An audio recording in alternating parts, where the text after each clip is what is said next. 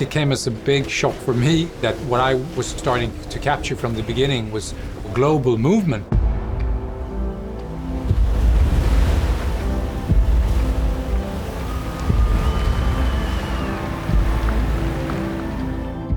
The eyes of all future generations are upon you. And if you choose to fail us, I say we will never forgive you.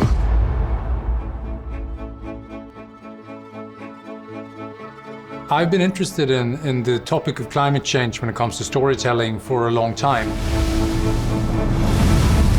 In this specific case, we got a tip, and this tip was a friend that knew Greta's family a little bit. And I Googled her name. You know, there was nothing about her except one kind of debate article that she had written. And in that article, she also said that she had Asperger's syndrome. I didn't know that much about it, but it felt like it was in some way connected to how does she, as a young person, see this huge, scary issue of climate change as someone who's going to be affected by that in the future. So I brought the camera and I took a friend with me who's a sound designer, and we went down to Riksdagen, which is the government building outside the parliament here in Sweden, to start filming her and see who she was. She had seated herself, and I don't know how long she had been there, maybe a few hours or something. We were able to capture her from the beginning. Sorry? 8 tror jag, något sånt. I had no idea what she wanted or where she was going with the activism. So I went in with a very open mind. And it was so interesting diving into that world of hers. I think Greta was very exposed to this kind of quick media a lot in the beginning. But I was not that media. I always wanted this movie to be a movie kind of told from the inside, in the sense that I wanted it to be kind of Greta more kind of trying to show us her world, that we would understand this story from her point of view. And I think that was something that made her relaxed around me, to access her life. Time went by, and bit by bit, we formed this closer bond. And I just looked at her through the viewfinder every day and said, okay, who is Greta Thunberg today?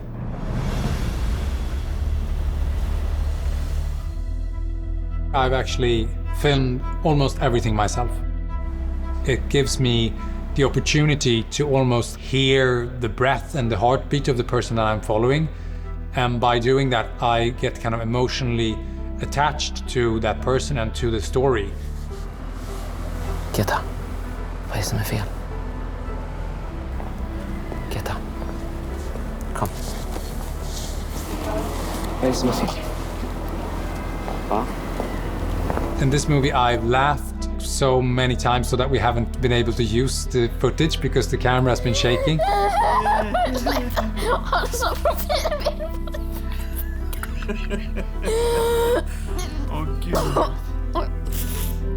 And I've been crying through the viewfinder as well.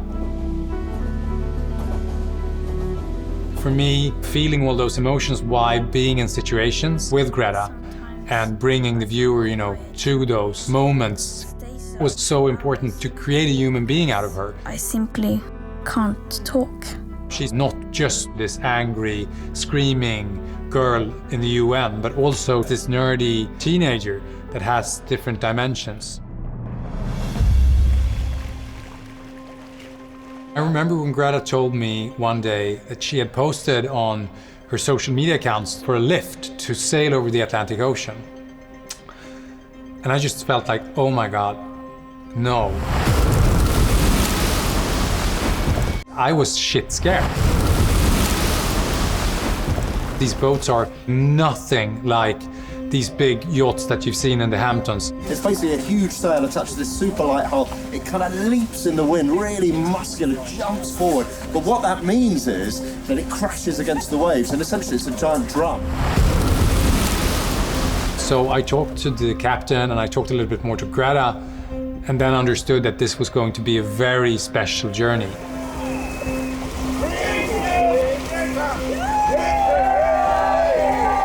We had like a big production meeting, and I talked to this guy who was a specialist at filming on these boats, and he was like, you need to carry like 3 cameras. And I was like, why?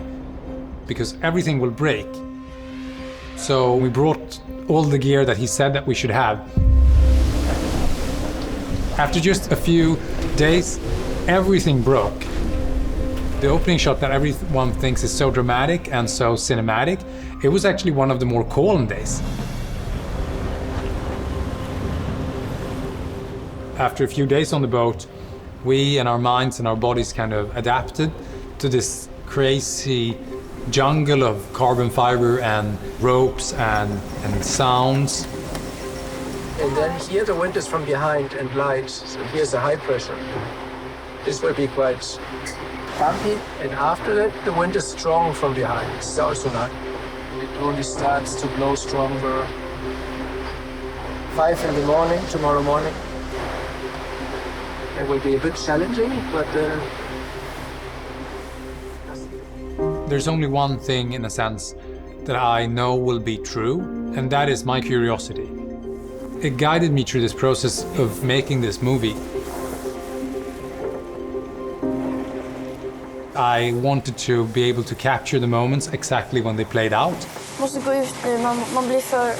Det gungar för mycket, man blir lite illamående här inne. Du måste bara stänga det. Okej, gå ut. Her expressions draws the camera close to her. It's like the camera wanted that. And it became a very intimate style. Det tog ganska många timmar innan vi slutade se land. Det här får på något sätt ersätta dagbok, för jag kommer inte kunna skriva så mycket, för när jag skriver så mår man illa. Ja, det var väl allt för idag. Något du vill tillägga? Nej, jag tycker du har sagt allt. This was really pushing my boundaries of cinematography. We are in the middle of the Atlantic Ocean. The water is kind of spraying around this boat. We're moving in 20 knots or something. But I have this responsibility towards her and towards the world to capture this journey. And also I have a responsibility towards myself. I need to survive this trip, because if you get seasick, it can actually be dangerous on these boats.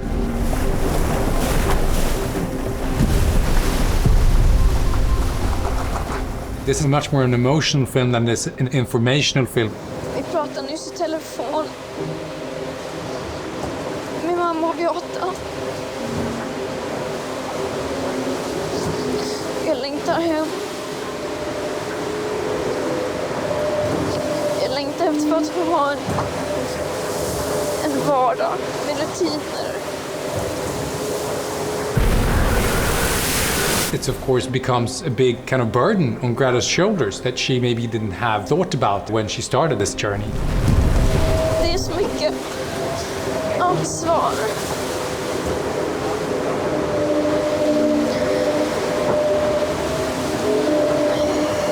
Jag vill inte behöva göra allt det här. Det är för mycket för mig.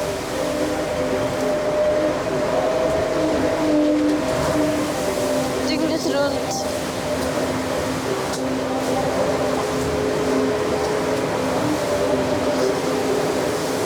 Men jag vet hur viktigt det här är och vad som står på spel. You could almost do like a documentary just about what happened on that boat.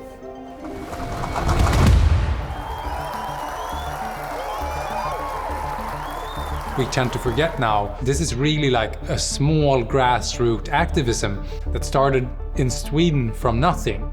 It grew and grew and grew. She was, of course, an international kind of celebrity and maybe the most famous climate activist that we've ever seen on the planet.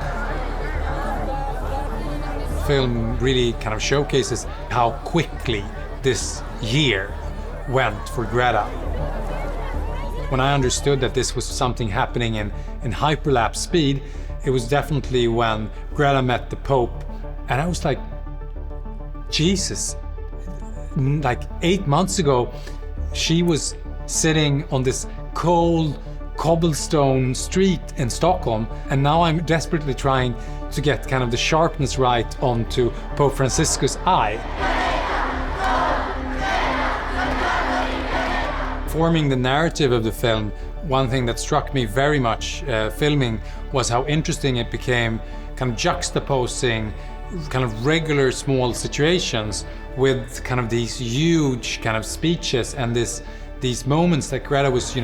Bara ät någonting nu. De väntar. Ja, Greta, jag skiter i om de väntar. Då får du gå i förväg så åker vi sen, okej? From kind of, meeting the Pope, it could swing over just in like 10 minutes to something which was just this small, weird and funny moment that anyone could kind of recognize. Det är inte vackert. Nej. Tejp. After watching I Am Greta, of course you will understand the effects of climate change, and you will understand how important it is that we create a world where we can have climate justice. But there's also this kind of sub-thread of the film, which is about Greta's diagnosis and about seeing the world differently. To be able to see injustices in all different parts of society. And I think in that sense, Greta is such an important person. The world is waking up. And change is coming whether you like it or not.